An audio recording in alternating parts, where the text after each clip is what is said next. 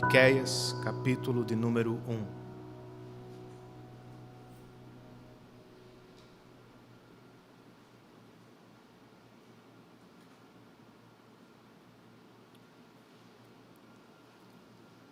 Meu sogro, por causa do Parkinson que tem, perdeu quase todos os movimentos do corpo.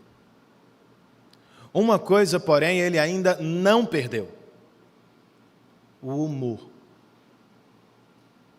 Quando a cuidadora, que estava no seu primeiro dia de trabalho, o colocou na cadeira de rodas, ele fingiu estar morto, irmãos. Abriu a boca, paralisou os olhos e congelou por segundos. Ela chamou uma primeira vez seu Esdras, uma segunda vez seu Esdras, e depois, irmãos, em desespero, ela gritou: socorro! Quando eu cheguei, ele estava morrendo de rir da cara dela. Coitada, quase morreu de susto. Sabiam que alguns sustos podem matar mesmo? Mas há também sustos que podem salvar. Eu estava jogando futebol com as meninas na garagem do prédio, quando o portão de repente abriu e uma delas correu para a rua. Eu fui atrás e, percebendo que um carro se aproximava, com toda a força que eu tinha, eu gritei de longe: filha, pare! Pense num susto. Mas ela parou.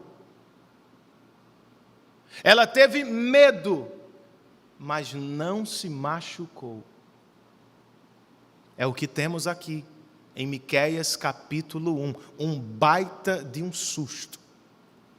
Ou uma exortação do Senhor, que pode salvar pessoas aqui, que pode frear cristãos no caminho perigoso do pecado, que pode despertar crentes sonolentos, que não estão atentos às realidades espirituais que os cercam. Vamos começar, irmãos, lendo Miqueias capítulo 1, verso de número 1. E como sempre fazemos nas exposições, tenhamos nossas Bíblias abertas, pois durante a pregação nós vamos ler todo o texto, certo? Miqueias 1:1.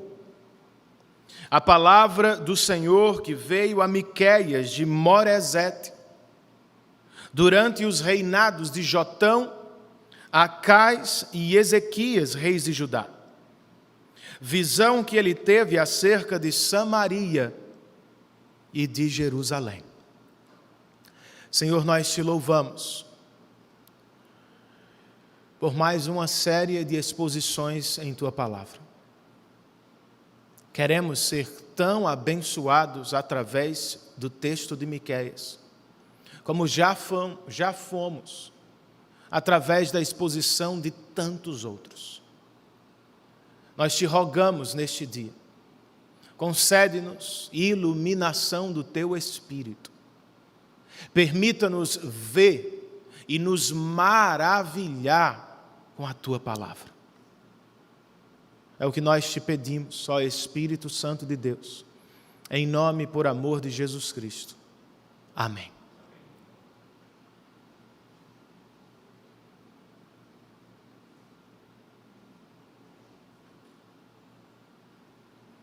Antes da exposição propriamente, nós precisamos lidar com algumas questões introdutórias. Por exemplo, quem é Miqueias? O autor do livro que consideramos. Das 14 pessoas mencionadas na Bíblia com este nome, só uma é descrita em Jeremias, como um profeta de Deus que ministrou em Judá, ou em sua capital, Jerusalém. Quando foi que Miqueias desempenhou o seu ministério de acordo com ele? Foi durante os reinados de Jotão, Acais e Ezequias, o que o coloca entre os anos 740 e 690 a.C. E o que faz dele um contemporâneo somente do profeta Isaías. A esta altura da história do povo de Deus, dois problemas assustavam mais, queridos. Um externo, o outro interno. Do lado de fora, a Assíria era a potência mundial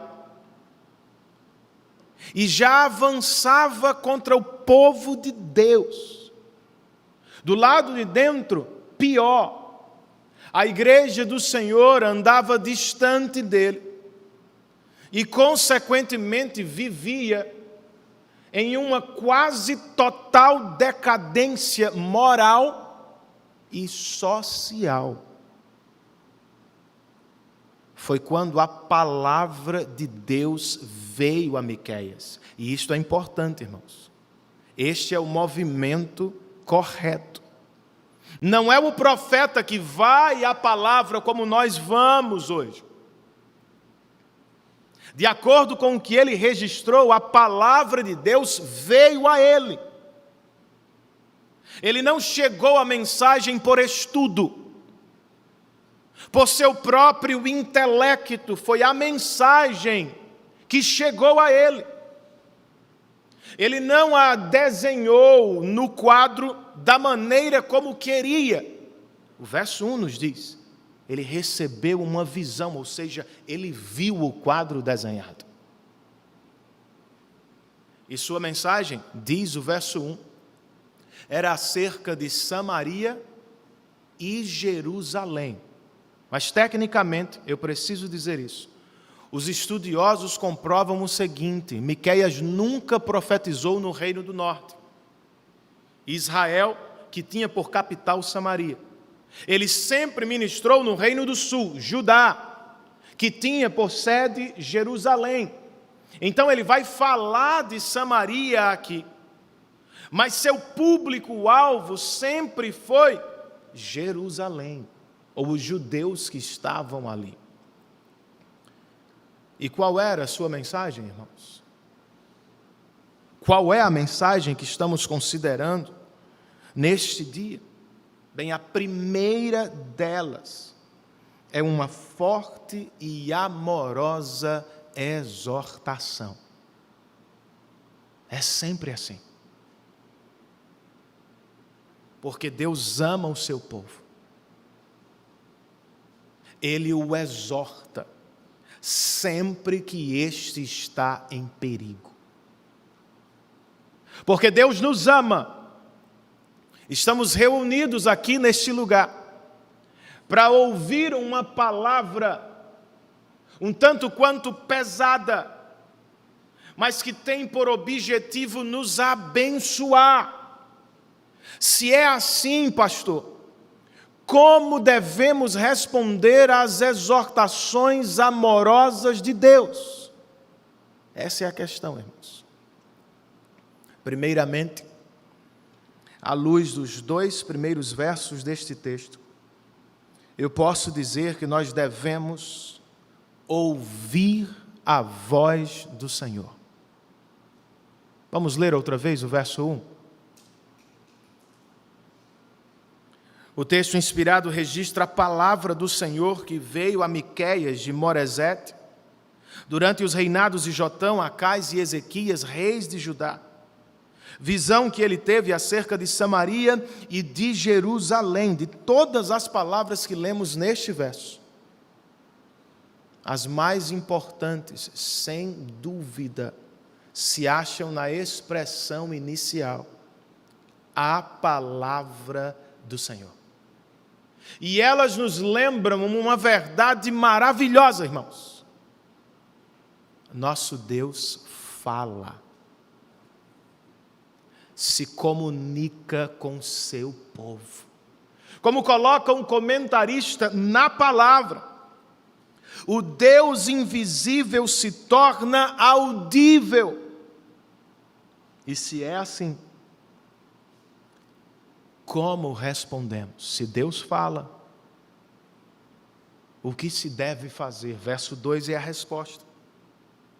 O profeta escreve: ouçam todos os povos. Prestem atenção, ó terra, e todos os que nela habitam. Que o Senhor, o soberano do seu santo templo, testemunhe contra vocês. A ordem é explícita. Ouçam a voz do soberano. Prestem atenção à sua mensagem, mas quem deve ouvir? Todos os povos da terra. A terra inteira. Ou todos os habitantes dela. Sabe por quê, meu irmão? Porque o nosso Deus não é apenas Senhor de sua igreja. Ele é o Criador,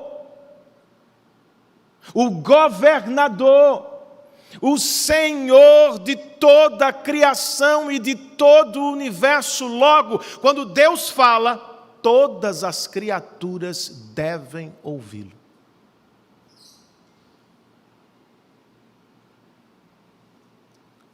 E no texto de Miqueias, a voz do Senhor é um testemunho contra vocês. Não é uma profetada, irmãos, do tipo que diz: vai dar tudo certo, meu irmão. Você nunca vai ficar doente. Nunca perderá um ente querido. Sempre será bem-sucedido na vida. Vai ser rico e próspero em todas as coisas que fizer. Não!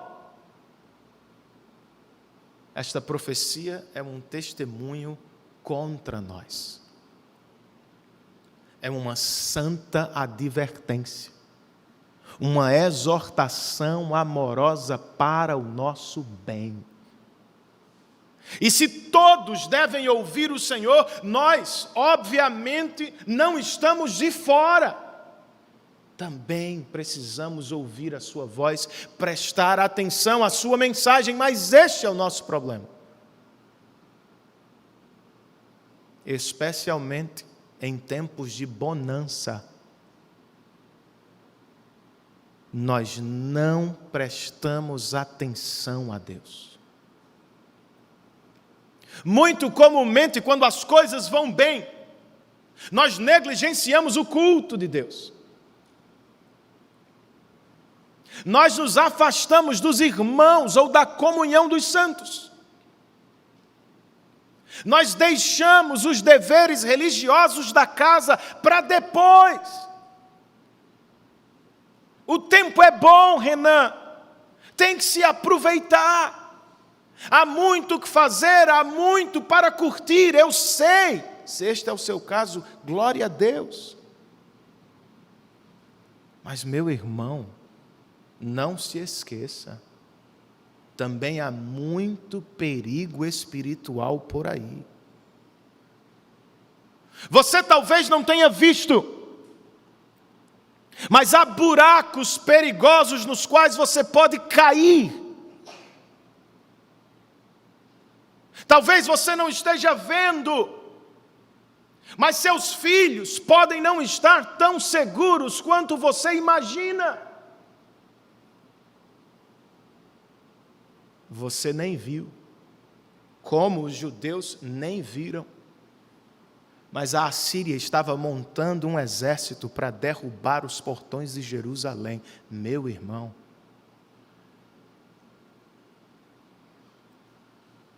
é por isso que em Miqueias Deus tem uma palavra contra nós. Não se trata de maldade de sua parte. A advertência do Senhor ou sua exortação é sinal de amor e cuidado.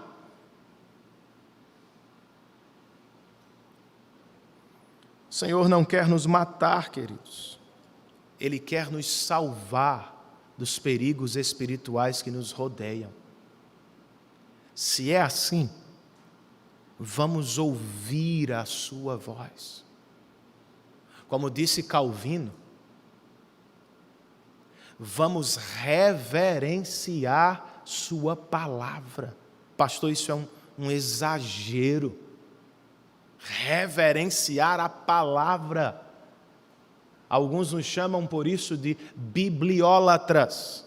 Já ouviram o termo? É como alguns outros cristãos. Cristãos de diferentes tradições às vezes falam de cristãos calvinistas ou presbiterianos. Eles são bibliólatras, idólatras da palavra, irmãos. Nós não estamos falando de um livro qualquer, do que homens pensaram sobre Deus, de suas próprias teologias. Para completar a citação de Calvino, a Bíblia procede exclusivamente de Deus, é uma extensão dele, é a voz do Senhor para a igreja, revelação de seu próprio caráter e perfeita vontade, não é qualquer livro. Por isso nós devemos reverenciar mesmo a voz do nosso Deus. Um exemplo interessante vem da coroação, ou da cerimônia de coroação no Reino Unido. Um ministro da igreja se aproxima do novo monarca com uma Bíblia na mão. E na presença de todos os convidados diz a coisa mais preciosa que este mundo proporciona. A coisa mais valiosa que este mundo poderia conhecer é a palavra viva de Deus.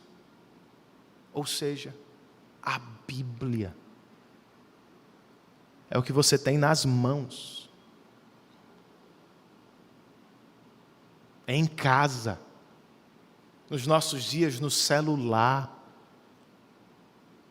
Que o Espírito promova interesse, desejos ardentes, compromisso duradouro com a leitura, o estudo e a pregação fiel da palavra na nossa igreja, irmãos.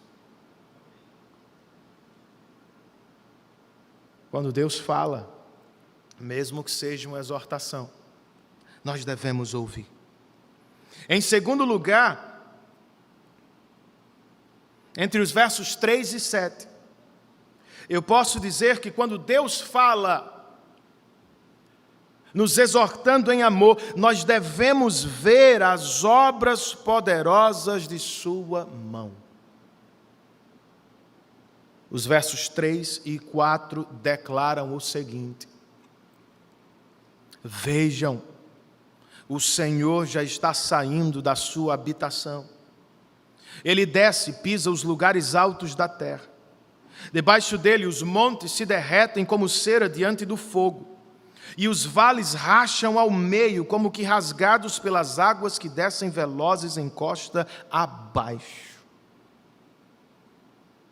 Um especialista do texto diz: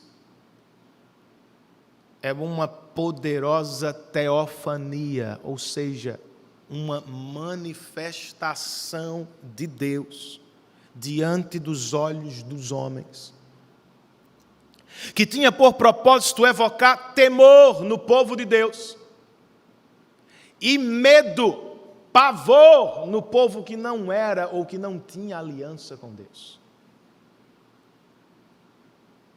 O Senhor já está saindo da sua habitação. A declaração deveria causar a maior alegria nos crentes. Pode ser sinônimo de Jesus está voltando, louvado seja o nome do Senhor. O que vai ser nossa maior alegria também será a pior tristeza para os ímpios. Mas neste caso, a palavra é para o povo de Deus. E trata-se de uma exortação. O Senhor já está saindo de sua santa habitação. E o que vai acontecer quando Ele chegar, irmãos? Ele desce e pisa os lugares altos da terra. Os lugares altos, muito provavelmente, são uma referência aos lugares da adoração pagã. Os pagãos adoravam no alto dos montes e os israelitas estavam fazendo o mesmo. Ou talvez seja uma referência à altivez dos líderes de Jerusalém, que se sentiam no topo e sobre todos os demais. Seja como for, o que o profeta está dizendo é: quando o Senhor vier em julgamento, nada ficará no lugar. Os ídolos vão se derreter como cera no fogo do seu juízo. E os homens, por mais ricos e poderosos que tenham sido, vão tremer e descer ladeira abaixo para o julgamento. Mas nós precisamos perguntar: por quê, irmãos? Porque o Senhor está falando assim com o seu povo? A resposta está no verso 5. Ninguém pode ter dúvida acerca dela. O profeta escreve tudo por causa da transgressão de Jacó, dos pecados da nação de Israel. Qual é a transgressão de Jacó? Acaso não é Samaria? Qual é o altar idólatra de Judá? Acaso não é Jerusalém? Ao ouvir a primeira parte da mensagem de Miqueias, os israelitas do sul de Jerusalém devem ter concordado com ela e até se alegrado com ele. De fato, os israelitas do norte, os samaritanos, merecem o sofrimento, pois eles transgrediram a lei do Senhor, se rebelaram contra o rei, deram as costas aos compromissos da aliança. Eles merecem a punição. Mas então vem a virada do sermão de Miqueias: vocês também merecem. Não só os israelitas do norte vão sofrer na mão dos assírios. Se não se voltarem para Deus, vocês, israelitas do sul, vão sofrer nas mãos dos babilônios. Pois o que se dá no norte também se dá aqui. A adoração pagã que está lá entrou em Judá. E o orgulho que pisa os fracos e oprimidos veio de lá e toma a nossa cidade.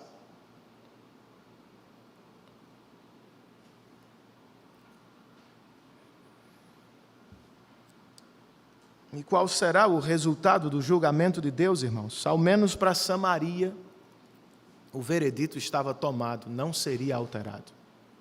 A esperança para Judá, para Samaria a coisa já foi resolvida. Versos 6 e 7. Por isso, farei de Samaria um monte de entulho em campo aberto, um lugar para a plantação de vinhas. Atirarei as suas pedras no vale e porei a descoberto os seus alicerces. Todas as suas imagens esculpidas serão despedaçadas, e todos os seus ganhos imorais serão consumidos pelo fogo. Destruirei todas as suas imagens, visto que o que ela ajuntou Foi como o ganho da prostituição, como o salário de prostituição, tornará a ser usado. Basicamente, o profeta está comunicando duas coisas. Deus vai destruir as construções dos idólatras de Samaria. E de igual modo, Ele destruirá os próprios ídolos dos samaritanos. O problema, irmãos, é que neste processo de idolatria, os samaritanos se tornaram escravos de seus falsos deuses, vão ser espalhados entre as nações. É o que você realmente quer para a sua vida? Porque você sabe. Os falsos deuses escravizam seus adoradores. Prometem muito, pouco entregam. Exigem demais de seus adeptos. E no processo, tornam-os escravos de seus próprios desejos. O amante do dinheiro sempre quer mais. O viciado em sexo não se dá por satisfeito. O adorador do reconhecimento público ou da aprovação humana nunca descansa. Mas é curioso que, embora estejam sempre procurando, nunca se dão por satisfeitos. Acabam se tornando escravos de seus próprios deuses. Foi o que aconteceu com os israelitas do norte, irmãos. É o que vai acontecer com os israelitas do sul. E é o que pode estar acontecendo com o seu coração. Por isso, antes que seja tarde demais, meu irmão em Cristo, volte-se dos falsos e fracos deuses da modernidade. E outra vez, deleite-se no seu Deus. Não é esta a linguagem do salmista? Este é o verso que Deus usou, irmãos, para me chamar a Ele. Eu não tinha ideia do que significava. Totalmente. Salmo 37, verso 4. Deleita-te no Senhor. Não no que Ele faz, não meramente em bênçãos circunstanciais e temporais que passam. O salmista Davi está nos dizendo: o Senhor deve ser a fonte da nossa alegria, alegrem-se nele, deleitem-se nele, estejam satisfeitos em Deus.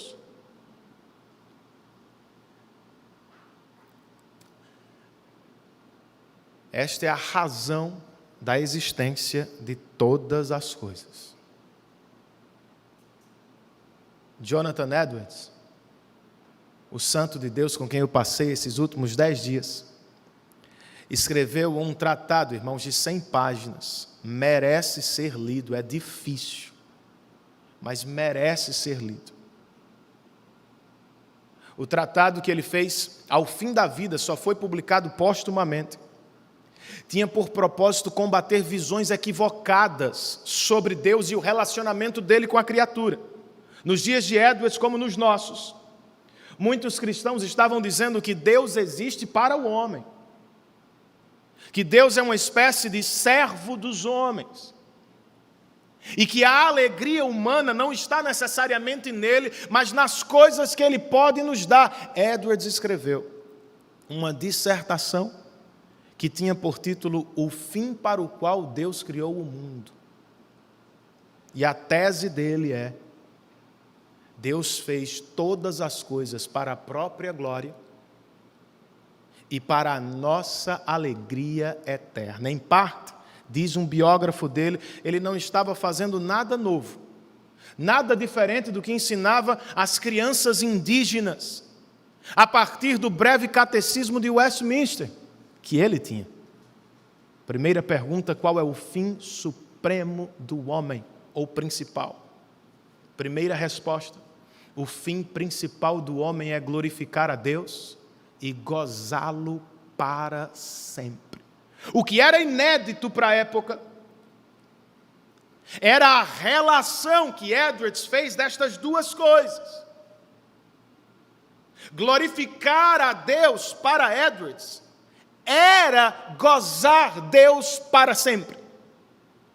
Não era uma coisa para ter outra, era fazer duas coisas, como se fosse uma. Edwards disse: a deferência de Deus por si mesmo e a deferência dele pelas criaturas não são coisas divididas, são unidas. Pois este é o fim supremo da criação, promover a alegria eterna das criaturas na união eterna com o Criador. É de onde Piper tira a tese de ministério dele. Para quem já leu coisas de Piper, você sempre vai ler coisas do tipo: Deus é mais glorificado em nós quando nós estamos mais satisfeitos em Deus. Sua alegria não está nos falsos e fracos deuses desta era. Nós fomos feitos para o prazer e para a alegria mesmo. Mas tem coisa melhor, eternamente melhor, na presença do nosso Deus. Volte-se, portanto, dos falsos deuses que você adora, dos relacionamentos que você persegue, das conquistas que você adora. Deixe-as para o lado ou de lado e volte-se para o Senhor outra vez. Se você demorar, e se de fato é um eleito de Deus, não tenha dúvida, você vai sofrer um bocado. Por amor, queridos, por amor, Deus quebra todos os nossos ídolos. As outras nações podem prosperar, a Assíria pode crescer, a Babilônia pode se tornar a maior potência do mundo, não Judá.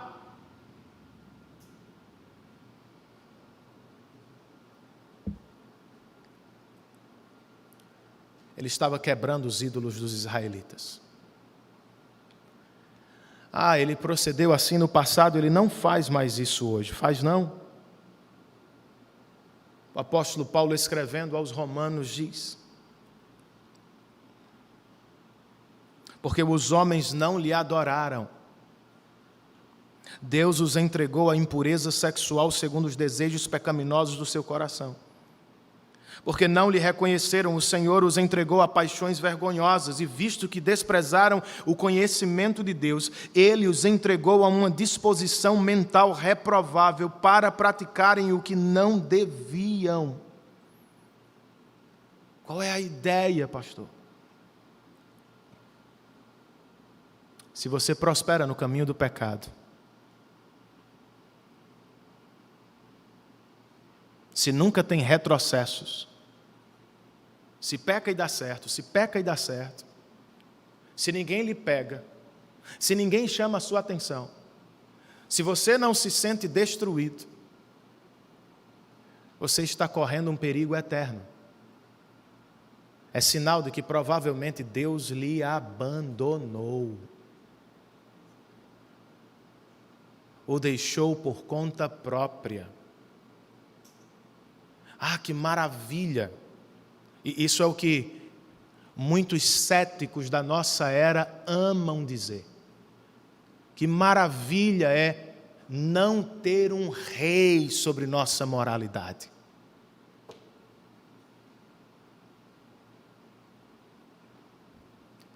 Maravilha? Coisa nenhuma, irmãos. Enquanto as pessoas vão prosperando no caminho de seus pecados, vão acumulando também ira para o dia do juízo. E naquele grande dia, estarão completamente sozinhas diante do juiz. Não terão advogado. E por mais que tentem usar as boas obras, nenhuma delas será de valor para a salvação eterna dos ímpios.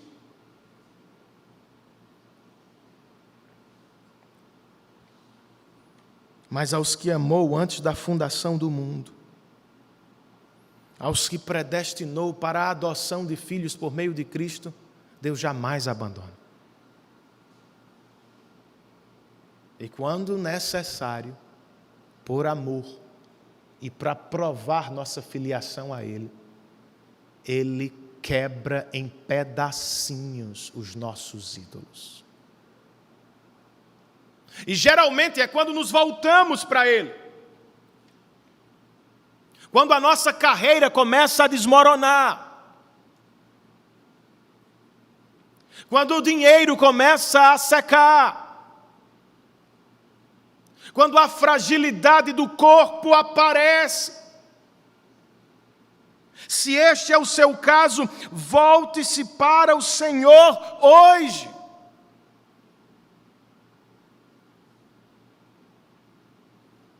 E antes de sofrer demais, aprenda com Samaria, meu irmão. Em outras palavras, aprenda com o que Deus está fazendo ao redor do mundo. Notem isso. Miqueias não interpreta a história ou os seus acontecimentos sem Deus. Não é assim. O exército da Assíria é meramente um poder militar. A separação de Israel é somente um movimento político, não. Miqueias está dizendo, isso é a mão de Deus. Eu sei que não há só uma resposta para a pergunta o que Deus está fazendo na pandemia. Piper fez um livreto excelente, tem várias. Mas ao menos uma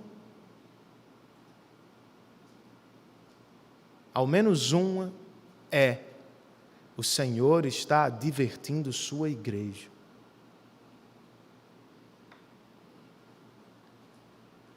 Destruindo nossas construções idólatras.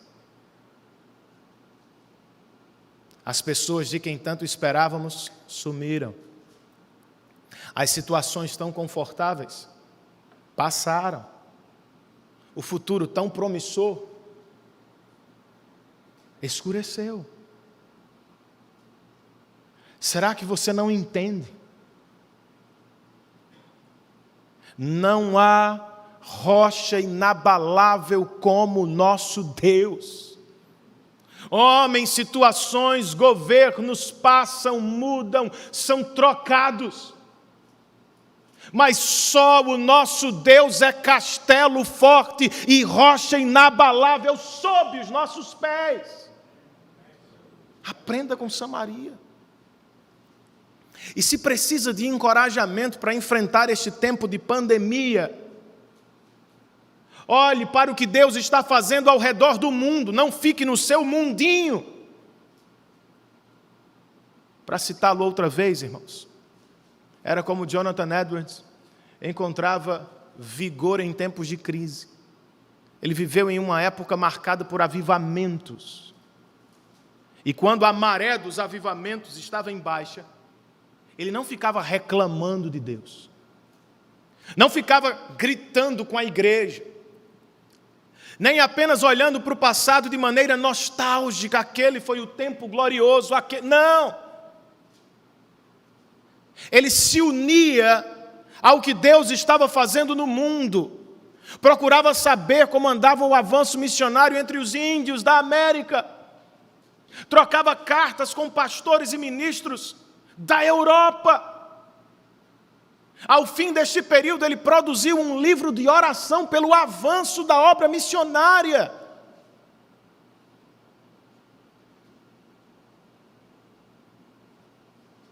Você podia fazer o mesmo.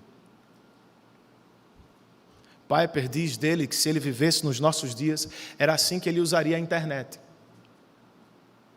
Irmãos, por favor,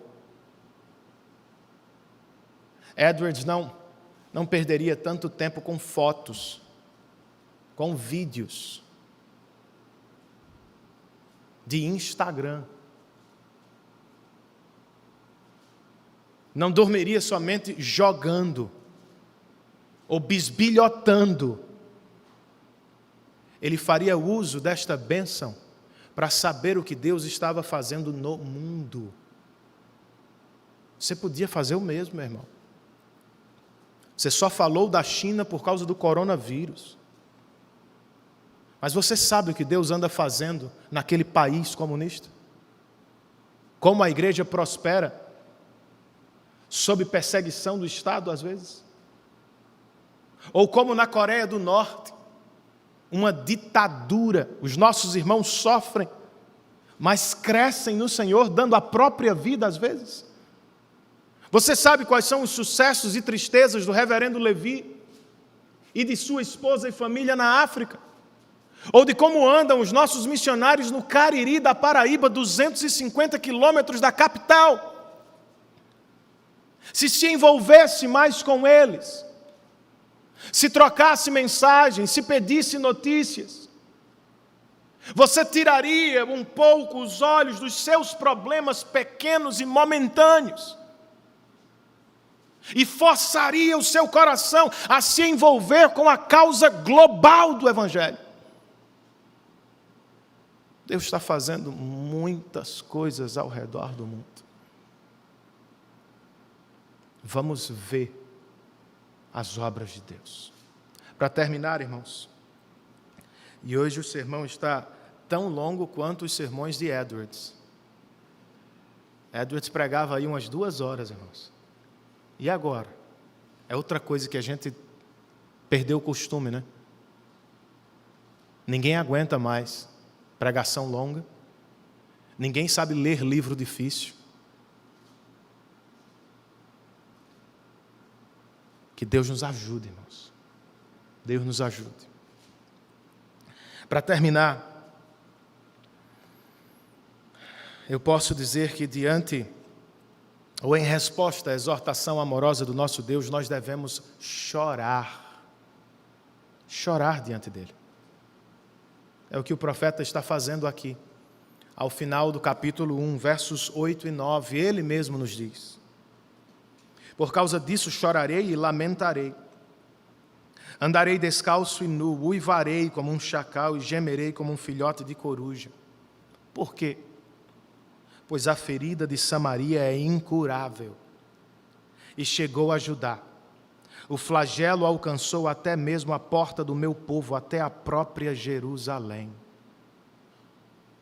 Ele está chorando por 2 motivos, irmãos. O primeiro deles, o reino do norte, Samaria, caiu sob o poder dos assírios em 722 a.C. Talvez alguns israelitas do sul estejam festejando. Eles merecem, eles merecem, eles merecem. Não este profeta. Ele está lamentando, irmãos. Pois as 10 tribos do norte podem ter se afastado de Deus, mas ainda eram irmãs da família da aliança. Seu coração não está partido apenas por eles no norte. Ele sente pesadamente pelos do reino do sul. Porque o que aconteceu lá está para acontecer aqui. O flagelo que se abateu sobre Samaria já está às portas de Jerusalém. Por isso ele anda feito um doido no meio da rua, vestindo roupas de saco e gritando sons estranhos que lembram animais selvagens.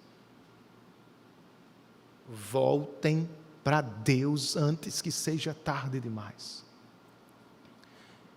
E o que é que os israelitas do sul deveriam fazer, irmãos? Primeira coisa, verso 10, parte A. Não contem isso em Gate e não chorem. Vocês se lembram de Gate? É uma cidade filisteia, não pertence a Judá. O que é que Miqueias está dizendo? Não espalhem a notícia sobre a derrocada de Israel entre os ímpios. Não difamem o nome do nosso Deus. Não saiam por aí falando dos nossos irmãos. Não façam isso. O que mais deviam fazer? Verso 10, parte B. Ao verso 12, habitantes de Bet-Ofra, revolvam-se no pó. Saiam nus e cobertos de vergonha, vocês que moram em Zafir. Os habitantes de Zaanã não sairão de sua cidade. Bet-Ezel está em prantos, foi-lhe tirada a proteção. Os que vivem em Marote se contorcem de dor, aguardando alívio. Por quê? Porque a desgraça veio da parte do Senhor e já está às portas de Jerusalém. Irmãos queridos, se pudéssemos ler o texto no hebraico, veríamos o jogo de palavras que há entre o nome das cidades e o sofrimento que lhes foi prometido. Tem relação. Eles vão sofrer ou perder o que mais tinham. No entanto, mesmo sem o conhecimento do hebraico, a mensagem mais importante do trecho está claríssima. De onde veio tal desgraça? Do diabo? Das mãos de Senaqueribe? Nabucodonosor? Foi o que você leu? Irmãos, a desgraça veio da parte do Senhor. Acerto de contas. O julgamento de Deus começa pela casa de Deus. Então, israelitas do sul, juntem-se a mim na procissão de lamento por arrependimento. Senão sofreremos. Outras cidades sofrerão, verso 13, ou versos 13, 14 e 15, habitantes de Laquis, atrelem aos carros as parelhas de cavalos. Vocês foram o início do pecado da cidade de Sião, pois as transgressões de Israel foram aprendidas com vocês. Que coisa! Por isso, vocês darão presentes de despedida a Moreset e Gate. A cidade de Aquisibe se revelará enganosa aos reis de Israel, pois eu trarei um conquistador contra vocês, que vivem em Maressa, e a glória de Israel irá a Adulão. Que coisa, irmãos! A glória de Deus vai se esconder em um tempo de escuridão, assim como Davi se escondia de Saul na caverna de Adulão. E segundo o texto, tudo porque algo começou em Laquis.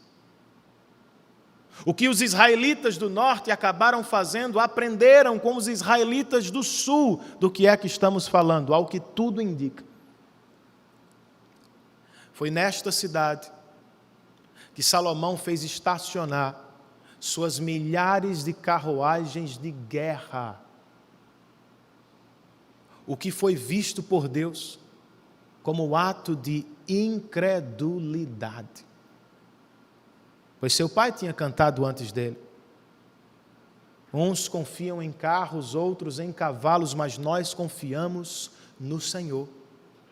Eles caem cambaleando, mas no Senhor nós permanecemos firmes.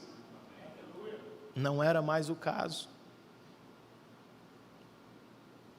Porque Salomão E posteriormente seus sucessores confiaram na tecnologia dos filisteus. Pouco a pouco foram se tornando seculares. Dependiam do que faziam e produziam. Não esperavam mais no Senhor. As coisas foram desandando, irmãos. E a esta altura, Samaria já havia caído. Jerusalém está prestes a cair sob a mão da Babilônia. Secularismo. A tentativa de ausentar, afastar Deus do nosso meio.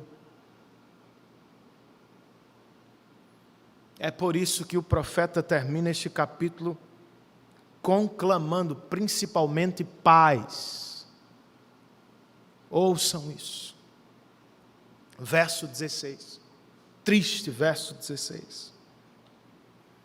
Rapem a cabeça em pranto por causa dos filhos nos quais vocês tanto se alegram.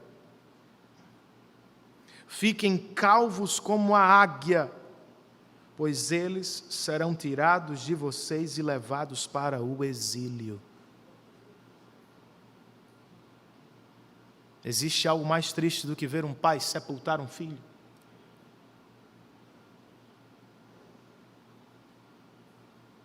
É sempre mais difícil, irmãos.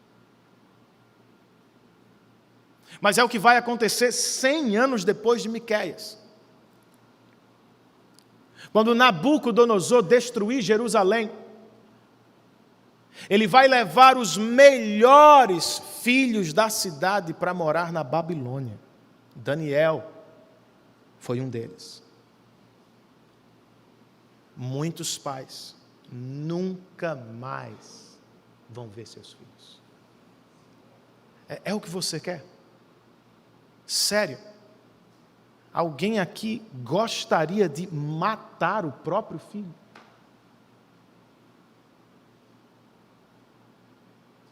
É o que pode estar acontecendo na sua casa, meu irmão. E na minha. Enquanto brincamos de ser crentes, ao mesmo tempo que amamos os falsos deuses da modernidade, nossos filhos estão sendo preparados para o abate.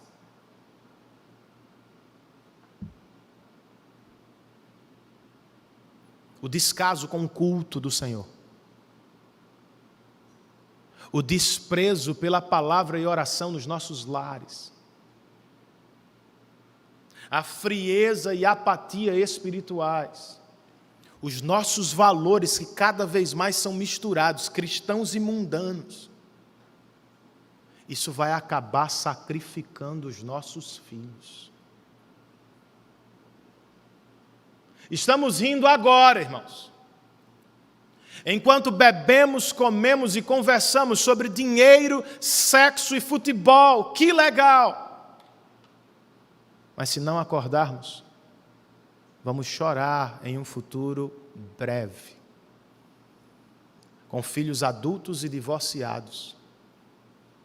Adultos e viciados. Adultos e doentes que lotam os consultórios terapêuticos. Adultos e pior, ímpios. Por causa disso, em estado de condenação ao inferno. É o que você quer? Claro que não. Então faça alguma coisa. Volte-se dos falsos deuses para o verdadeiro. Deixe de levar Deus como segundo ou terceiro na sua lista de prioridade. Resolva na mente e no coração. Voltar ao compromisso com Deus, com sua palavra, com sua igreja, com sua obra. Faça-o enquanto há tempo. Pois o perigo que abateu Samaria e posteriormente Jerusalém está às portas da sua casa e da minha também.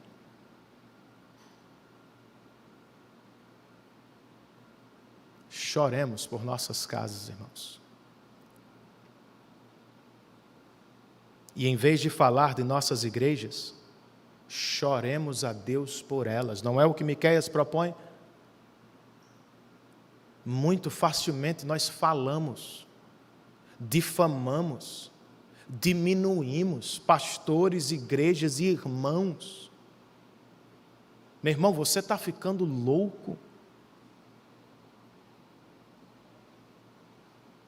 Você vai expor as vergonhas da sua família no meio de ímpios. Você acha que Deus aplaude quando você fala de pastores, cristãos e igrejas? Quando você trata outros cristãos de orientação diferente como inferiores, você acha que Deus gosta?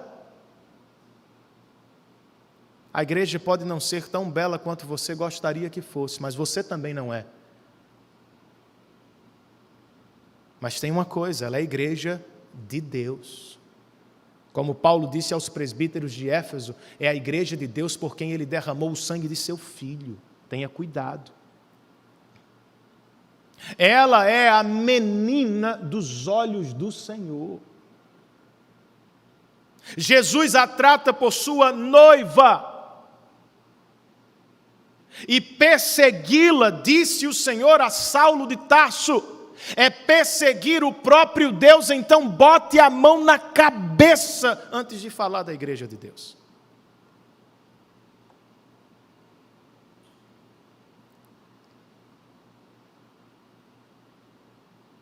E façamos o mesmo na nossa relação com o mundo condenado que nos cerca. É verdade que seus parentes sem Cristo vão para o inferno. Isso é verdade. É verdade que seus melhores amigos, por mais legais que sejam, sem arrependimento estão condenados. É verdade. Mas isso não deve gerar desprezo no seu coração, nem soberba. Você não pode tratá-los como se fosse melhor.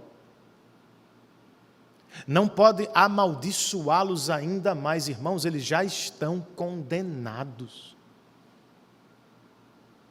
Eu sei que às vezes é difícil, porque alguns dos nossos familiares e amigos desprezam nosso Deus, caçoam da nossa fé. Eu sei, dá raiva às vezes. Mas ore ao Senhor para ter a misericórdia que Jesus teve por Jerusalém, sabendo que ela seria destruída. Como eu gostaria de reunir todos vocês como a galinha reúne aos seus pintinhos sob as suas asas, porque vocês são como ovelhas sem pastor. Vamos orar mais por familiares e amigos incrédulos. Vamos amá-los mais. E com lágrimas nos olhos, vamos lhes pregar o Evangelho, não como se a gente fosse melhor, mas como se a gente sentisse o peso infernal que está sobre os ombros dele.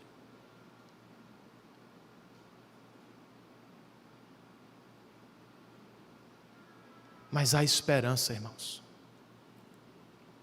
para nós, para as nossas casas e para os nossos familiares e amigos que ainda estão sob condenação.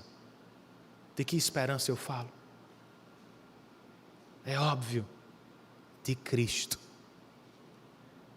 Na Jerusalém pré-exílio babilônico, Miqueias está clamando: ouçam a voz do Senhor. Na Jerusalém pós-Babilônia, o próprio Cristo, o grande profeta de Deus, dizia: quem ouve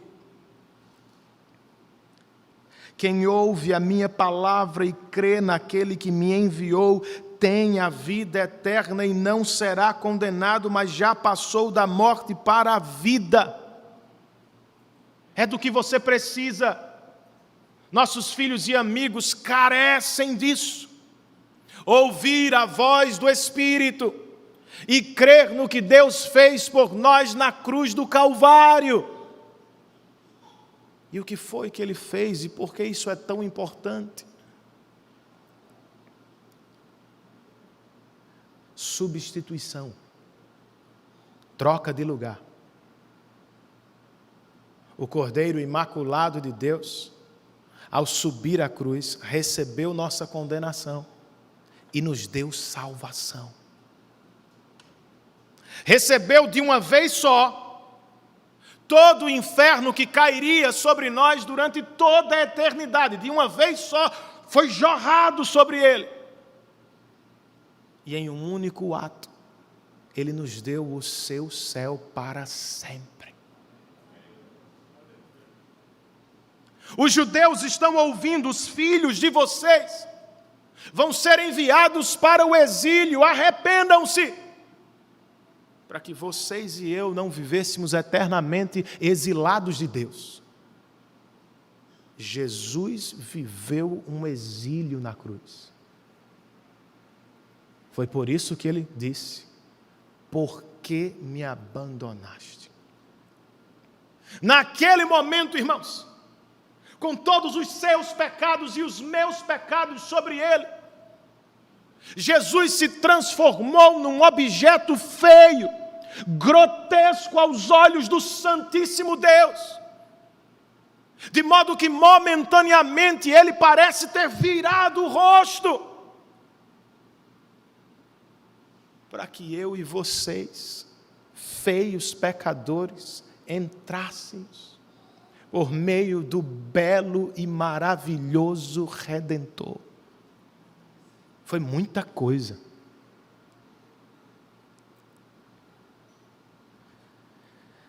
E é por isso que você não precisa esperar ser consumido pelo juízo. Sua família não precisa ser destruída em meio aos valores de uma cultura rebelde e promíscua. Seus parentes não precisam passar a eternidade no inferno. Há esperança para eles, a salvação para eles, a segurança para as nossas famílias agora em Cristo. Miqueias pode ser mesmo um profeta que assusta, mas não é um susto que mata, irmãos. Sua mensagem é um susto que salva. Se você está ouvindo-a, responda. Veja as obras de Deus e responda. Se o Espírito abrir os olhos do seu coração, você vai ver a Cristo como o maior Redentor, mas vai ver a si mesmo como o pior dos pecadores. Arrependa-se. O arrependimento bíblico não é mera tristeza, porque não somos perfeitos, porque não somos bons o suficiente. Não é isso, nós já sabemos que não somos. Arrependimento genuíno é aquele que traz lágrimas aos olhos por causa dos pecados, mas alegria ao coração por causa do Salvador. Alegria que assusta e alegria que consola os mais tristes dos crentes. E eu termino outra vez voltando a Edwards, que teve de sepultar sua filha, segunda filha mais velha, quando ela tinha apenas 17 anos de idade, irmãos. De que ela morreu, pastor? Ela morreu porque se voluntariou para cuidar de um missionário moribundo que tinha tuberculose. No processo, ela ficou doente. 4 meses depois da morte do missionário, ela mesma veio a falecer. Edwards ficou arrasado. Ele escreveu para um amigo dizendo: é como se Deus tivesse tirado uma das mais belas flores do meu jardim. Mas no dia do funeral, irmãos, ele fez questão de reunir todos os habitantes da cidade, principalmente jovens. E ele disse para eles: eu estou arrasado, mas nesta noite eu durmo em paz. Apesar da dor, Minha filha deu inúmeras provas de salvação, o que não me deixa dúvidas. Agora mesmo ela está nos braços do Pai Celestial, com quem vai viver para sempre. Ele voltou-se para os jovens e lhes perguntou: vocês têm evidência de salvação na vida? Se a morte os encontrar do outro lado da rua, para onde vocês rumarão na eternidade? Essa é a questão, irmãos. Pandemias, doenças, mortes, sofrimentos serão sempre parte da nossa história. A questão é: temos alegria indizível em meio às situações? Podemos dizer com Paulo que desfrutamos de paz que excede todo o entendimento dos homens. Aqueles que estão em Cristo desfrutam disso.